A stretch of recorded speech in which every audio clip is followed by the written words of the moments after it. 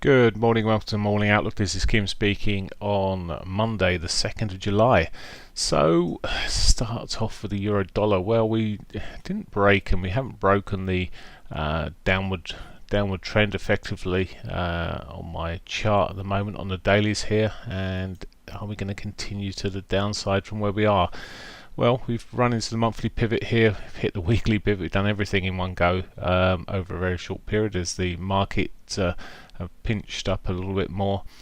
Where to from where we are this morning? Well, we're pretty close to this trend line. There's some possible target levels below.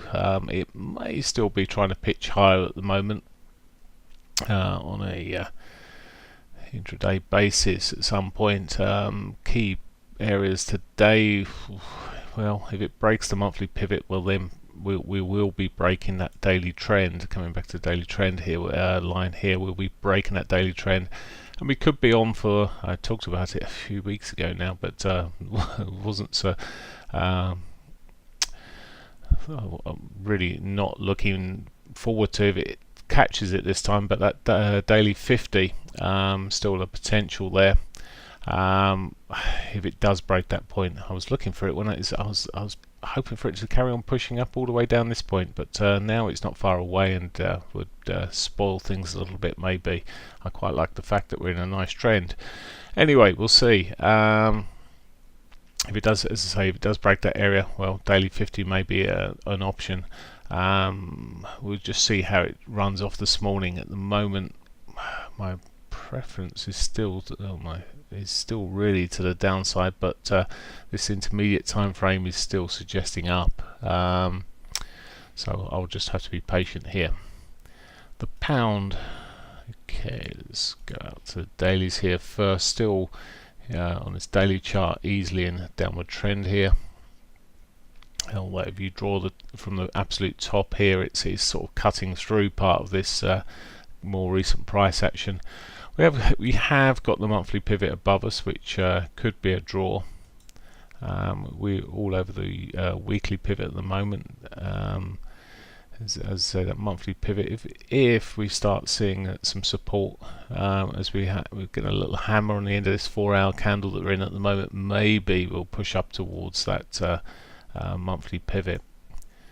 We're just through the weekly pivot, just air kissed the daily pivot at the moment. And again, intermediate wise, we're still possibly in a bit of an upward trend, although we broke the trend line. I was drawing it on the charts on Friday. We've broken that, so to me it still looks weaker, and there's obviously shocks to the downside potential with Brexit, etc., still to be had there. Any rallies this morning, if it starts taking off, well, the monthly pivot looks like an obvious target there. If not the highs first, and that may be as far as it gets potentially. If it fails at that point and rolls over, well, I'll be looking for targets to the downside. Dollar yen. Dollar yen still trying to push up further. It's made new high through the Asian session there, a bit slow at the moment. It's not a lot going on for it right now. In fact, the way it's just broken out this sort of near-term chop. It may just want to head back down towards that weekly pivot. It's quite a solid 4-hourly bar coming in here at the moment. Just sitting on its daily pivot at the moment. That might provide enough support. If it does, well, look for the break of the sort of 60-minute 34 maybe. If it starts breaking through that, look for the highs and maybe more. It has been it's the cleanest of all in terms of this time frame: higher lows, higher highs, steady trend. So this is not too much of a problem. It's not a massive problem. It comes back to the weekly. Monthly, it may spoil it a bit more, and we may see a bit more of a roll back. But at the moment, it does look like it's in a sound trend. It's probably the only one that is in a sound trend of all these markets.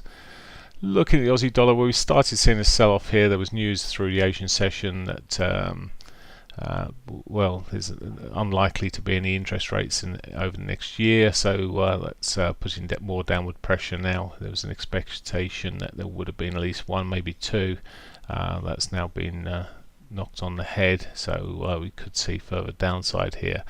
Again, though, there are targets above. If it did turn around, there's the monthly pivot above there, but for now, and much of the time I've been more bearish on this than anything else, and well, it break of this hourly 50 may just confirm further downside, and maybe a bigger move to the downside, as it's just in a decent downward trend with a bit of a blip in it, really, effectively. A little retrace.